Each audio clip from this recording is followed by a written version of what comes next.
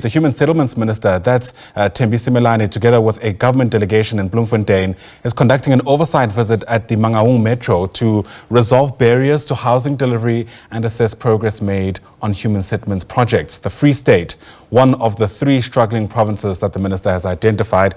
She'll receive a briefing, we're told, on the overall report on housing delivery in that province and in Mangaung specifically. Watching the story is SABC News reporter Kamogelo, Seekoei, who joins us now live from Bloemfontein. And Kamogelo, the housing backlog an issue not only for residents in the Free State, but certainly around the country.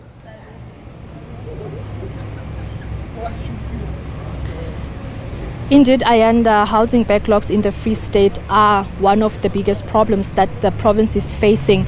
In fact, we've reported previously that about 11,000 houses are incomplete in the province, and the department at the time when we reported this had said that they are working on ensuring that those houses are completed. We've also reported, Ayanda, previously about millions of rands that have been returned to the National Treasury by the province, and that money was meant for housing projects across the province. We have here in Mangaung a Dark City and Silver City project that is meant to house people that were living in hostels. This project was started shortly after the Mangaung municipality became a metro in 2012, and since then this project has not been completed. In fact, if you visit that site, you will see that most part of it has been vandalized by residents who are staying around that area. So it means that once the metro returns to go and complete that project, it will have to start from scratch almost. We also have the G hostel in Welkom, which is also a struggle to complete, Ayanda, and these are some of the challenges that the province is faced with. In addition to that, you have areas where there's a mushrooming of shacks all around, and obviously this also creates a backlog for the province. So this is some of the things that the minister will be talking about with the officials from the province. In fact, the briefing is ongoing. We're expecting them to be out of the briefing in about an hour, where she will also be going to visit some of these projects that we are talking about. But I'm standing here with the Provincial Secretary of the Economic Freedom Fighters, Mangaung Metro, just to talk to us about some of these things. It has been a long time that the province, for example, has said we will complete some of these houses. But to this day, we know that the province still has hundreds of houses that are standing incomplete. Yeah, in fact, you have captured and summarized it quite well. A problem of incomplete houses has to do,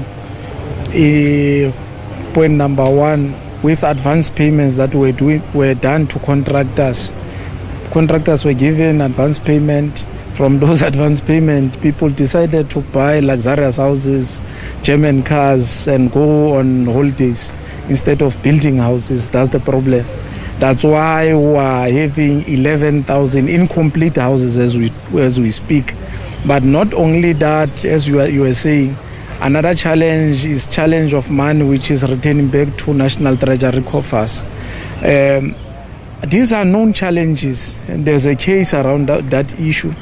And Minister knows exactly what must happen. And she knows, even when she goes for inspecting those houses, the information, the hard reality on the ground will still reflect we are having incomplete houses which are 9 and 11,000. So for them to attack this issue, it will need a decisive leadership on the part of MEC and the Premier, engaging the cabinet to say, look, the money that should be used to build new houses, by the way, it has to deal with incomplete houses. By so doing, we are not going to finish our term having completed the work as expected of us. So can we get money that will basically handle these incomplete houses? When you see people are getting into informal settlement, it's as a result of getting impatient because things are not happening. They are losing trust on the government led by the African National Congress as to whether will they be able to do things right. So I do not see the necessity of this exercise. What must happen, like I said, let the MEC and the Premier present a case which is known to the very same minister, and then they resolve this issue. But given the magnitude, I don't think they have a capacity even at the national to address that 11,000 backlog of houses. So that's how we view it as the EFF, because it needs more comprehensive solution. So we're busy cutting budgets. They're applying austerity measures. Obviously, it just tells you that they do not have a solution even to address the same problem. But what happens now to the millions of South Africans, thousands of residents of the Free State who find themselves having nowhere else to go? Unfortunately, they will have to rely on changing the government of the day, because all this mess happened under the government 8 years of ANC misrule. So they just have to change the government. Even if you can be loyal to ANC credentials, struggle credentials, at some point you must be courageous enough to put a different government that will prioritize your interest. And from where I'm standing, the EFF remains the last hope to address issue of dignity of a black child.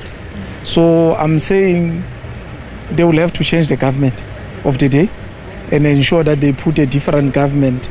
Even those whom they are putting into power, they will know they will have to prioritize service delivery. But continuing to apply the same mechanism and you get the same results, which are hurting you, it is not going to help. In fact, the damage that is happening now is going to affect generations to come. Thank you so much. Ayanda, that was Busankum Simanga, the Provincial Secretary of the EFF here in the Free State, just talking to us there about some of these issues that I mentioned earlier in terms of the housing backlog in the province, mushrooming of informal settlements and all of that. The Minister, we are expecting her to be out of that briefing and perhaps to talk to us about what report she's receiving from the Metro and from the province in general. With that, is back to you in studio. All right, Kamogelo, we live to us there from Bloemfontein.